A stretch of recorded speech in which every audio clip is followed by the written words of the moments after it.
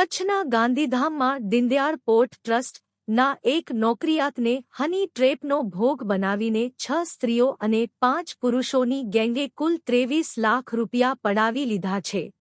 આ ગેંગે વેપારુ સ્ત્રીઓના નામે ચાલતા ગોરખધંધામાં આરોપીને ફસાવીને બ્લેકમેલ કરવાના ઘણા કિસ્સાઓ નોંધાવ્યા છે। ગાંધીધામ એ ડિવિઝન પોલીસ દ્વારા આ ઘટનામાં સંડોવાયેલા 6 આરોપીઓની ધરપકડ કરવામાં આવી છે, જ્યારે 5 અન્ય શખ્સોની શોધ ચાલુ છે। પ્રથમવાર હની ટ્રેપ નવેમ્બર 2023માં 8 લાખ રૂપિયા, નવેમ્બર 2023માં પહેલીવાર આ ગેંગે 55 વર્ષના નોકરિયાતને હની ટ્રેપમાં ફસાવ્યો। આરોપી આરાધના રાણાએ આ નોકરિયાતને સારી છોકરી મળાવવાના બહાને પોતાના ઘરે બોલાવ્યો। ત્યાં પહોંચીને રાત્રે દિવ્યા નામની યુવતી સાથે રૂમમાં જતા તેમના નગ્ન સ્થિતિના વિડિયો ગેંગના સભ્યોએ ચૂપચાપ રેકોર્ડ કર્યા। આ વિડિયો આધારે આરાધના અને અન્ય 3 સભ્યોએ આરોપી પર બળાત્કારનો આરોપ મૂકવાની અને વિડિયો વાયરલ કરવાની ધમકી આપી। આ બદલમાં તેમણે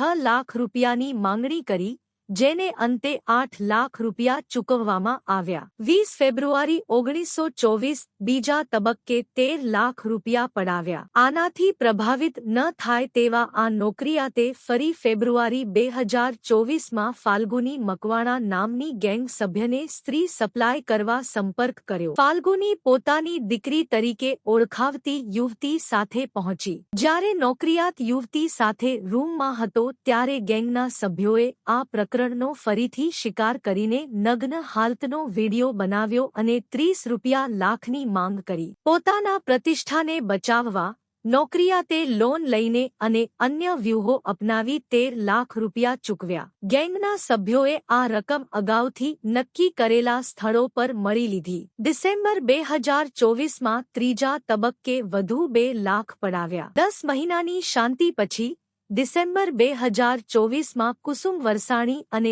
રાજ પટેલ નામના સભ્યોએ નકલી પોલીસ અધિકારી બનીને ફરીથી બ્લેકમેલ કર્યું। તેમણે જણાવ્યું કે જો નાણાં ચૂકવવામાં નહીં આવે તો ગોપનીય વિડિયોને સોશિયલ મીડિયા પર વાયરલ કરવામાં આવશે। આ ધમકીઓના કારણે નોકરિયાતે વધુ 2 લાખ રૂપિયા ચૂકવ્યા। પોલીસ કાર્યવાહી અને ધરપકડ। ગાંધીધામ એ ડિવિઝન પોલીસની કાર્યવાહીથી હની ટ્રેપ ગેંગના 6 સભ્યોને પકડી લેવામાં આવ્યા છે। આમાં આરાધના રાણા, ફાલ્ગુની મકવાણા, જાનકી ચાવડા, કુસુમ વરસાણી, કુલદીપ મકવાણા અને રાજ જરુનો સમાવેશ થાય છે।